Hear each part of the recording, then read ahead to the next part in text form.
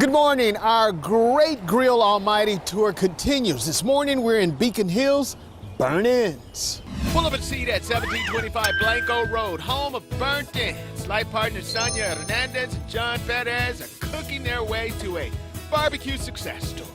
I really do see a long-term spot here, and really us being a staple of not just the neighborhood but of San Antonio. Texans know good barbecue, and Burnt Ends doesn't take that for granted. What's the law of the food at Burnt Ends?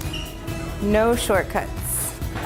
Put a lot of love into it. There's a lot of time that's put into every single piece of food that we serve. And then of course we have off-menu items that a lot of people... Off menu? Yes. There's secrets. First up, Angus brisket. Must be an angel in the kitchen. How about their homemade sausage? So good. Oh, those pork ribs kept calling my name.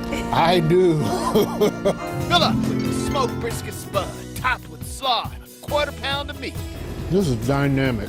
Que rico for the sausage sandwich, ginger slaw, and hash browns. It's their spin on German potato salad with meat, plus elote, chile, butter, lime, and mayo. The pulled pork spud. I feel like I hit me 2 times. And the brisket sandwich. You gotta rename this Brisket and Beyond. Oh, they tried to sneak me with the pulled pork and brisket tacos. Help me, Barry, Sarah, Paul. Nah. Finally, the burnt ends of a brisket. Inspiration for the restaurant's name. Man, that burnt end is on time.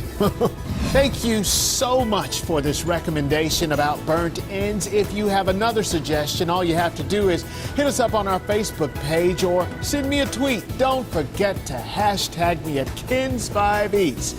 Now, as for you famished people in the studio, I'd love to share this food with you, but they say you've got to come down to the restaurant to get it. And bring your money.